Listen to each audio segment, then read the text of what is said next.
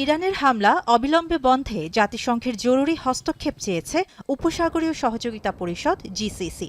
জাতিসংঘ নিরাপত্তা পরিষদে বক্তব্য দিতে গিয়ে জিসিসি মহাসচিব জসিম আল বুদাউই বলেন, ইরানের কর্মকাণ্ড আন্তর্জাতিক আইন ও জাতিসংঘ সনদের প্রকাশ্য লঙ্ঘন। যুক্তরাষ্ট্র ও ইসরায়েলের সঙ্গে সংঘাত শুরুর পর থেকে প্রতিদিন ক্ষেপণাস্ত্র ও ড্রোন হামলা চালাচ্ছে ইরান। তবে তেহরানের দাবি তারা আত্মরক্ষার্থে এবং মার্কিন ইসরায়েল সংশ্লিষ্ট লক্ষ্যবস্তুতে হামলা করছে। সবচেয়ে বড় উদ্বেগ তৈরি হয়েছে হরমুজ প্রণালী ঘিরে। লন্ডনে ৪০টিরও বেশি দেশের কূটনীতিকরা জরুরি বৈঠকে বসেছেন। তাদের লক্ষ্য কিভাবে কূটনৈতিক চাপ বাড়িয়ে হরমুজ প্রণালী আবার চালু করা যায়।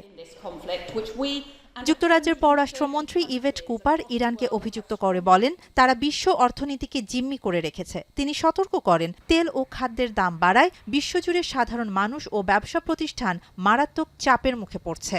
The global economy, that's affecting petrol prices and mortgage rates here in the UK, but also jet fuel across the world, fertiliser to Africa, and also gas to Asia. So countries across the world being impacted.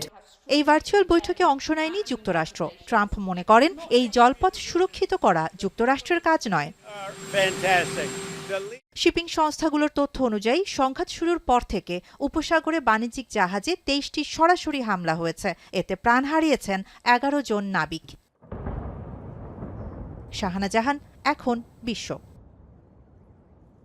Lily আল্ট্রাসফট serum jail, যা গভীর থেকে স্কিনে দেয় ৩ গুণ serum hydration. Serum gel হাইড্রেশনে bright থাকো সব সিজনে।